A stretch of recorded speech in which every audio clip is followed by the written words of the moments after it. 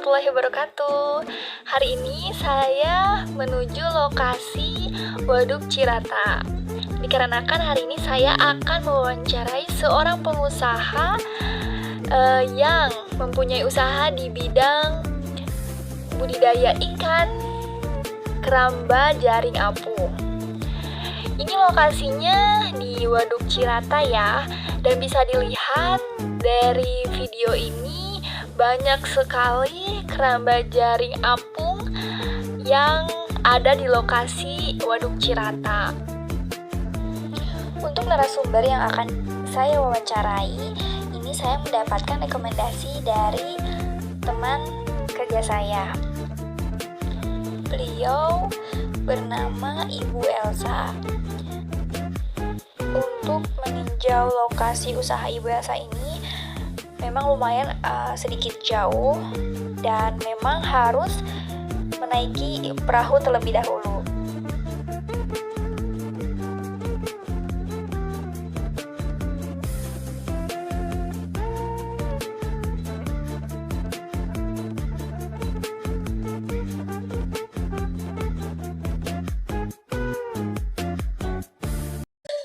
Nama saya Rini Tisyani, saya dari Universitas Nasional Qasim, Fakultas Ekonomi, jurusan Manajemen. Pada hari ini saya akan mewawancarai seorang pengusaha di mana usahanya ini bergerak di bidang perikanan. Boleh Teteh silakan diperkenalkan diri dulu. Ya, perkenalkan nama saya Elsa. Teteh Elsa ya, boleh dipanggil Teteh. Soalnya masih muda. Nah, untuk usaha ikan ini, Teh Elsa, kira-kira Teteh udah ngejalaninnya berapa lama sih usaha ikannya? Kalau untuk usaha ini, untuk saya pribadi sekitar 3-4 tahun. Karena kan sebenarnya ini usaha turun-temurun ya dari orang tua. Jadi dulu orang tua memang usahanya udah lama sekali gitu. Jadi diteruskan oleh saya. Berarti orang tua juga memang tinggalnya di daerah kawasan Waduk Cirata ini ya? Nah, kalau untuk usahanya ini, Teteh biasanya sih pemasarannya kemana aja sih Teh untuk pemasaran ikannya gitu dijualnya? Kalau untuk pemasarannya sendiri, sebenarnya lebih banyak yang langsung datang ke kita karena mungkin kalau kita menjual langsung kepada konsumen besar, itu harganya mungkin jauh lebih murah ya ketimbang kita kayak menjual langsung ke pasar. Jadi orang-orang lebih memilih untuk datang langsung ke keramba gitu. Oh, jadi biasanya pembeli itu langsung datang pada saat panen gitu? Iya, betul. Selain ke pasar, mungkin ada lagi nggak Teh Elsa untuk pemasaran dari ikan-ikan ini kan? Apalagi di sini juga di Waduk Cirata kan kebetulan banyak kayak wisata gitu ya? Iya, banyak. Jadi mungkin ada masuk mana gitu? Jadi lebih banyak orang yang beli langsung ke keramba dibanding saya yang memasarkan sendiri gitu. Ya, karena kan memang kebetulan di Cirata ini ada tempat wisata ya. Tempat wisatanya itu tempat makan gitu kan. Khasnya itu nasi liwet. Nasi liwet itu nasi beserta ikan bakar kan. Jadi memang lebih banyak gitu. Lebih banyak yang datang langsung ke keramba. Mungkin karena kalau ke pasar kan harganya jauh lebih mahal ya. Mahal ya benar-benar. Nah, kalau untuk berarti target konsumennya Teh Elsa sendiri lebih ke siapa nih? Target konsumennya? Lebih ke pembeli besar mungkin ya. Kadang karena untuk pembelian itu kan setiap hari langsung dibeli semua itu, ada yang langsung kayak untuk dikirim ke luar kota gitu.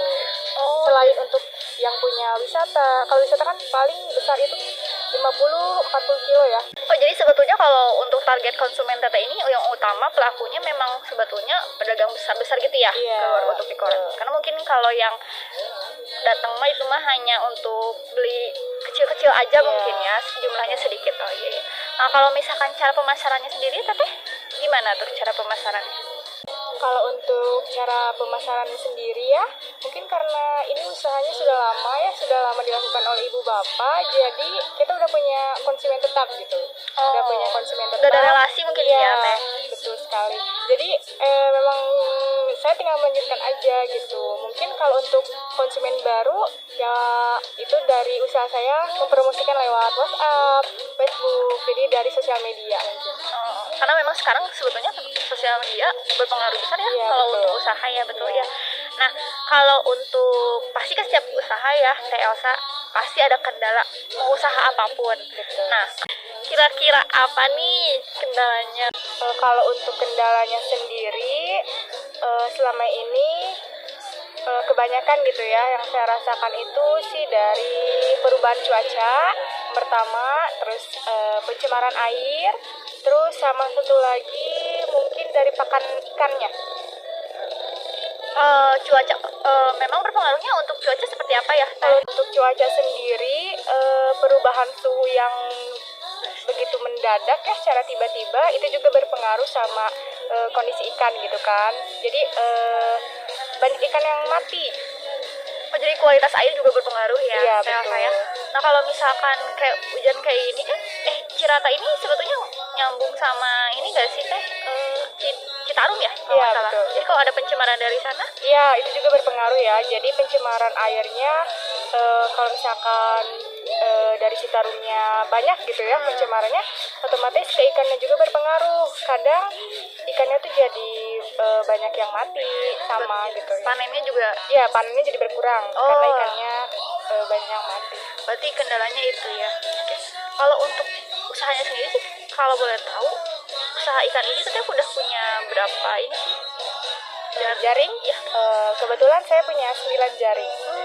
Biasanya panennya gimana sih tuh kalau ikan Kalau jaring? Kalau ikan jaring apung itu untuk panennya sendiri tuh paling cepat ya, paling cepat biasanya 1 bulan sekali tuh baru bisa dipanen. Iya, baru bisa dipanen 1 bulan sekali. Nah, kalau dari panen 1 bulan sekali itu biasanya berapa gitu, maksudnya berapa banyaknya ikan yang dipanen dalam waktu biasanya 1 bulan, antara berapa? Antara 1 sampai 2 ton. Oh, banyak juga ya. Iya. Nah, kalau mohon maaf ya sebelumnya kita bertanya mengenai omset. Nah, kalau omsetnya sendiri nih teh, kira-kira nih omsetnya berapa sih yang teh dapat dari usaha jaring ikan apung ini? Kalau omsetnya sendiri bisa sampai ya bersihnya itu 25 sampai 30 jutaan sih. Per kali panen? Iya, betul. Oh. Sekali panen. Besar juga Karena ya. kalau dari 9 keramba itu bisa jadi kita nggak sebulan tuh 9 keramba semua dipanen, nggak sih. Jadi kayak satu keramba dulu, satu keramba. Jadi setiap panen itu banyak gitu. Jadi ada gantian gitu ya? Iya, betul. Baik, untuk Teh Elsa, hari ini saya ucapkan makasih banyak Teh. Udah Sama-sama. meluangkan waktunya, udah bisa saya wawancarai. Semoga Teteh usahanya makin lancar, makin sukses, omsetnya makin banyak ya Teh ya. Baik, mungkin sekian wawancara dari saya hari ini. Maaf apabila ada kesalahan kata ataupun maupun ucapan. Terima kasih banyak. Assalamualaikum warahmatullahi wabarakatuh.